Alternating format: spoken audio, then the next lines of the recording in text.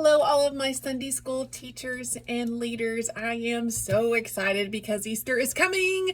This is like our Super Bowl at church, and this is everything we hold as like the foundation of our faith. And so I'm so excited Easter's coming.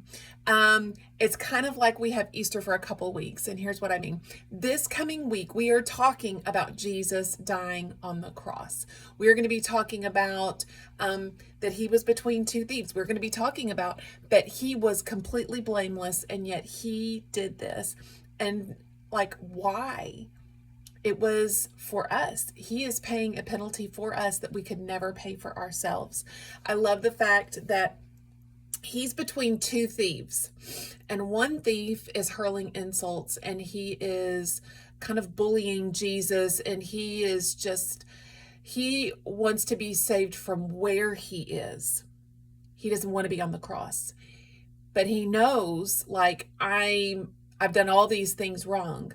The other thief wants to be saved from who he is. He knows he's done wrong and that he deserves what he got, but he's not asking to be removed from the cross. He's just asking and putting his faith in Jesus and saying, remember me. Would you just remember me?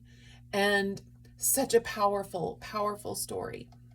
So this week we have a couple really neat, fun activities within our small group. So this is our Sunday school stuff.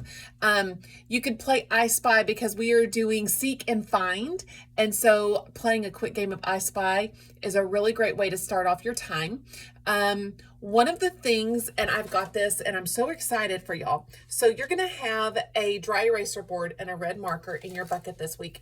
And I want you to talk to them about what are some sins. And sometimes we consider a sin big or little, and we can even talk about that. And maybe like if they started a fight at school, that might be a big sin. But what about a little bitty lie? That's little, right? What if I just make a mean face at my mom or dad? That may be a small thing. They may even say something like murder, is a big one. So we've got all of these different sins on this dry eraser board. And what we're going to show them is it doesn't matter if our sins are big or little. No matter how big or little our sins are, God's grace is enough to make them disappear. So you're going to have a piece of red cellophane. And if you can see, when I put this in front of it, it just makes everything disappear. And that's what Jesus's blood does. So one of the hints about this is it's definitely going to need to be 2 layers. So I'm going to have it folded over and taped just so that you can see it's going to cover up those sins. They do another cute little activity about toss-a-verse, and it's the idea of big things and little things. And they want the kids to try to repeat the Bible verse in order. And you're tossing something imaginary to them, and they can say if it's big or if it's little. I'm going to toss you a feather, and then talking about the Bible verse, God's grace has now appeared. By his grace, God offers to save all people. And the question is, what do you think the verse means that says God's grace has now appeared? And helping them understand what grace is and what mercy is kind of a big deal as well. So if I go in front of the judge and I plead for mercy, I am telling the judge, like, I know what I did is wrong, but is there any way that we can circumvent this punishment? Like, how can I not have to endure this punishment? Grace is being given a gift for no reason at all. So it is 2 separate things. So when we're thinking about grace, we have now been given this grace. His grace, this gift, has now appeared. What is that? Well, it is Jesus. It is Jesus giving us freedom from sin. And that is a gift of grace. And it's each of our individual choices to accept that. They encourage them to huddle together and pray for each other. And I love that idea. There was a couple different craft ideas, but I kind of came up with my own.